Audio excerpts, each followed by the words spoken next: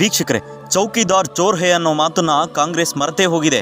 ಯಾಕೋ 5 ವರ್ಷದ ನಂತರ ಪುನಃ ನೆನಪಾಯಿತು. ಹೌದು ಸ್ವಾಮಿ, ದೇಶದ ಗಟ್ಟಿಗುಂಡಿಯ ಪ್ರಧಾನಿ ಕಾಂಗ್ರೆಸ್ ಹೇಳಿದ ಹಾಗೆ ಚೌಕಿದಾರ್ ಚೋರ್ ಆಗಿದ್ದಕ್ಕೇನೆ 140 ಕೋಟಿ ಜನರಲ್ಲಿ ಕನಿಷ್ಠ 100 ಕೋಟಿ ಜನರ ಮನಸ್ಸನ್ನು ಕದ್ದಿರೋದಂತೂ ಗ್ಯಾರಂಟಿ.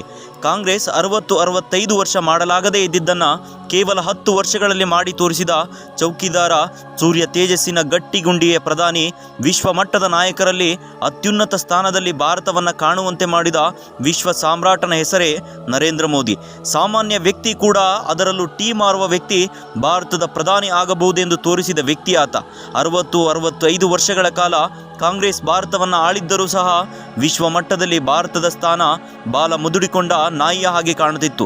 ಇಡೀ ವಿಶ್ವ ಮಟ್ಟದ ಸಭೆಗಳಲ್ಲಿ ಭಾರತವನ್ನು ಪ್ರತಿನಿಧಿಸುತ್ತಿದ್ದ ದೇಶದ ಪ್ರಧಾನಿಯನ್ನು ವಿಶ್ವದ ಇತರ ರಾಷ್ಟ್ರಗಳು ಯಾವ ರೀತಿಯಲ್ಲಿ ಕಾಣುತ್ತಿದ್ದವೆಂದು ಹೊಸದಾಗಿ ಹೇಳಬೇಕೆಂದೇನಿಲ್ಲ. ಆದರೆ ಅದೇ ವಿಶ್ವದ ರಾಷ್ಟ್ರಗಳು ಭಾರತವನ್ನು ಈಗ ನೋಡುತ್ತಿರುವುದನ್ನು ನೆನಪಿಸಿಕೊಳ್ಳಿ. ಭಾರತದ ಪ್ರಧಾನಿ ಈಗ ವಿಶ್ವದ ನಾಯಕನಾಗಿದ್ದಾರೆ.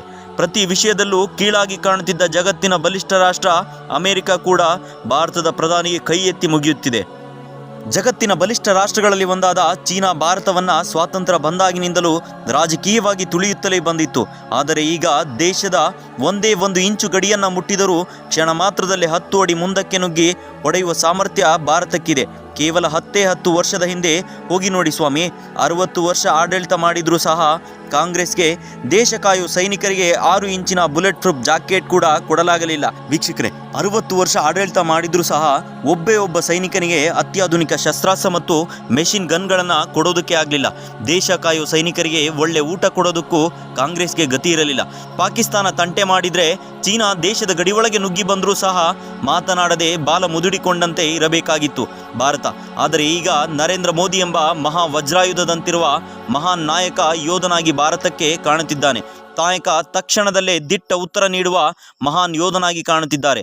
60 ವರ್ಷ ಕಾಂಗ್ರೆಸ್ ಆಡಳಿತ ಮಾಡಿದ್ರೂ ಕೂಡ 10 ಕೋಟಿ ಶೌಚಾಲಯ ಕಟ್ಟಿಸೋಕೆ ಮೋದಿನೇ ಬರಬೇಕಾಯಿತು. 60 ವರ್ಷ ಆದರೂ ಜನಸಾಮಾನ್ಯರು ಚೊಂಬು ಹಿಡಿದು ಶೌಚಕ್ಕೆ ಹೋಗೋದನ್ನು ತಪ್ಪಿಸೋಕೆ ಆಗಲಿಲ್ಲ. 60 ವರ್ಷ ಆಡಳಿತ ಮಾಡಿದರೂ ಸಹ ಬಹುಸಂಖ್ಯಾತರ ಪಾಲಿನ ರಾಮ ಮಂದಿರ ಕಟ್ಟಿಸೋ ಸುದ್ದಿ ಕೂಡ ಮಾತನಾಡಲಿಲ್ಲ ಕಾಂಗ್ರೆಸ್. ಅಲ್ಪಸಂಖ್ಯಾತರ ಮಸೀದಿ ಚರ್ಚ್ಗಳಿಗೆ ಹಣ ಕೊಡೋ ಕಾಂಗ್ರೆಸ್ ಹಿಂದೂಗಳ ಮಂದಿರಕ್ಕೆ ಕೊಡೋಕೆ ಆಲೋಚನೆ ಕೂಡ ಮಾಡಲಿಲ್ಲ.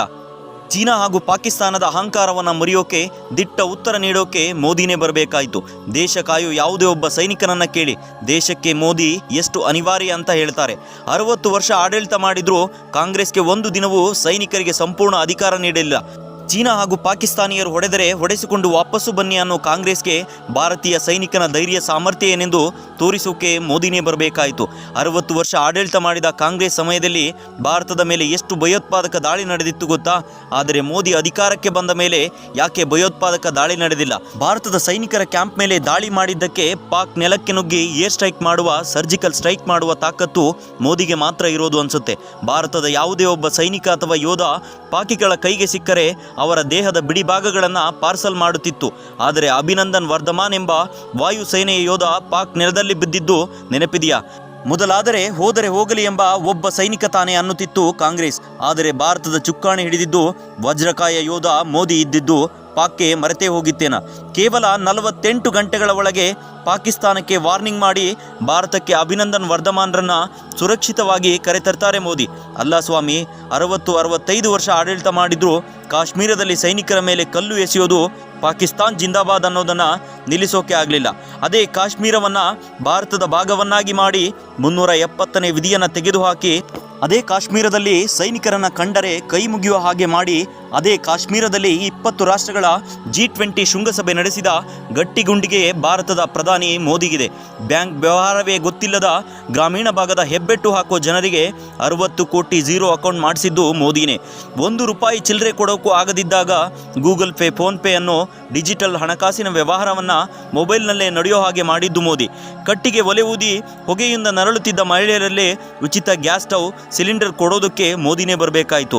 ಇಡೀ ದೇಶದಲ್ಲೇ ಮೊಟ್ಟ ಮೊದಲ ಬಾರಿಗೆ ಜನಸಾಮಾನ್ಯರಿಗೆ 5 ಲಕ್ಷದವರೆಗಿನ ಉಚಿತ ಆರೋಗ್ಯ ನೀಡುವ ಆಯುಷ್ಮಾನ್ ಭಾರತ್ ಯೋಜನೆ ತರೋಕೆ ಮೋದಿನೇ ಬರಬೇಕಾಯಿತು. 2014ರಲ್ಲಿ ವಿಶ್ವದ ಆರ್ಥಿಕತೆಯಲ್ಲಿ 11ನೇ ಸ್ಥಾನದಲ್ಲಿದ್ದ ಭಾರತವನ್ನು 5ನೇ ಅತಿ ದೊಡ್ಡ ಆರ್ಥಿಕ ರಾಷ್ಟ್ರವನ್ನಾಗಿ ಮಾಡಿದ್ದು ಮೋದಿ. 30 ರೂಗೆ ಸಿಗುತ್ತಿದ್ದ BP ಮಾತ್ರೆಗಳನ್ನು 3 ರೂಪಾಯಿಗೆ ಸಿಗುವಂತೆ ಮಾಡಿ ಕಡಿಮೆ ಬೆಲೆಗೆ ಔಷಧ ಸಿಗುವ ಜನೌಷಧ ಕೇಂದ್ರಗಳನ್ನು ದೇಶಾದ್ಯಂತ ಓಪನ್ ಮಾಡಿದ್ದು ಮೋದಿ.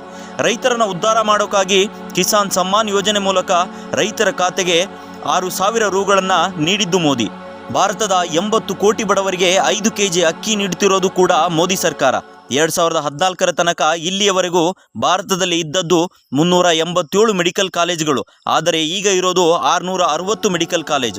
65 ವರ್ಷದಲ್ಲಿ ಕಾಂಗ್ರೆಸ್ ಮಾಡಿದ್ದ ರಸ್ತೆಗಳ ಉದ್ದ 3,80,000 ಕಿಲೋಮೀಟರ್. ಆದರೆ ಈಗ 10 ವರ್ಷದಲ್ಲಿ ಮೋದಿ ಮಾಡಿದ್ದು 7,50,000 ಕಿಲೋಮೀಟರ್ ಉದ್ದದ ರಸ್ತೆ ಮಾರ್ಗ. 65 ವರ್ಷದಲ್ಲಿ ಕಾಂಗ್ರೆಸ್ ಮಾಡಿದ್ದು 14,000 ಕಿಲೋಮೀಟರ್ಗಳ ಉದ್ದದ ರಾಷ್ಟ್ರೀಯ ಹೆದ್ದಾರಿಯನ್ನು. ಆದರೆ ಮೋದಿ ಒಬ್ಬರೇ ನಿರ್ಮಾಣ ಮಾಡಿಸಿದ್ದು 24 ಲಕ್ಷ ಕಿಲೋಮೀಟರ್ ಉದ್ದದ ರಾಷ್ಟ್ರೀಯ ಹೆದ್ದಾರಿಯನ್ನು. ಕಾಂಗ್ರೆಸ್ನ 65 ವರ್ಷದ ಸಾವಿರದ ಲೆಕ್ಕವೆಲ್ಲಿ, ಮೋದಿಯ ಲಕ್ಷದ ಲೆಕ್ಕವೆಲ್ಲಿ? ಅದು ಕೇವಲ 10 ವರ್ಷಗಳಲ್ಲಿ. ಭಾರತದ ಸೈನ್ಯಕ್ಕೆ ಬೇಕಾದ ಅತ್ಯಾಧುನಿಕ ರಫೇಲ್ ಯುದ್ಧ ವಿಮಾನ, S-400 ಮೆಷಿನ್ ಗನ್, ಅತ್ಯಾಧುನಿಕ ಶಸ್ತ್ರಾಸ್ತ್ರಗಳನ್ನು ಸೈನ್ಯಕ್ಕೆ ನೀಡಿ ದೇಶವನ್ನು ಬಲಪಡಿಸಿದ್ದಷ್ಟೇ ಅಲ್ಲದೆ ಶಸ್ತ್ರಾಸ್ತ್ರಗಳನ್ನು ಭಾರತದಲ್ಲೇ ತಯಾರಿಸಿ ವಿದೇಶಗಳಿಗೆ ಮಾರುವಂತೆ ಮಾಡಿದ್ದು ಮೋದಿ. ವಿಶ್ವದ ಬೆರಳೆಣಿಕೆಯ ರಾಷ್ಟ್ರಗಳಲ್ಲಿ ಮಂಗಳಯಾನ ಮಾಡಿದ ರಾಷ್ಟ್ರಗಳ ಪಟ್ಟಿ ಸೇರಿಸಿದ್ದು ಮೋದಿ. ಅದೇ ರೀತಿ ಮೋದಿ ಹಿಂದೂಗಳನ್ನು ಹೊಗಳಲೂ ಇಲ್ಲ, ಅಲ್ಪಸಂಖ್ಯಾತರನ್ನು ತೆಗಳಲೂ ಇಲ್ಲ. ಭಾರತದ ಭವಿಷ್ಯದ ದೃಷ್ಟಿಯಿಂದ ಮೋದಿ ಭಾರತಕ್ಕೆ ಅನಿವಾರ್ಯ ಎಂಬುದು ಪ್ರತಿಯೊಬ್ಬ ಭಾರತೀಯನಿಗೂ ಗೊತ್ತೇ ಇದೆ. ಈ ವಿಡಿಯೋ ನಿಮಗೆ ಇಷ್ಟ ಆಗಿದ್ರೆ ದಯವಿಟ್ಟು ಲೈಕ್ ಮಾಡಿ, ಸಬ್ಸ್ಕ್ರೈಬ್ ಮಾಡಿ. ಧನ್ಯವಾದಗಳು.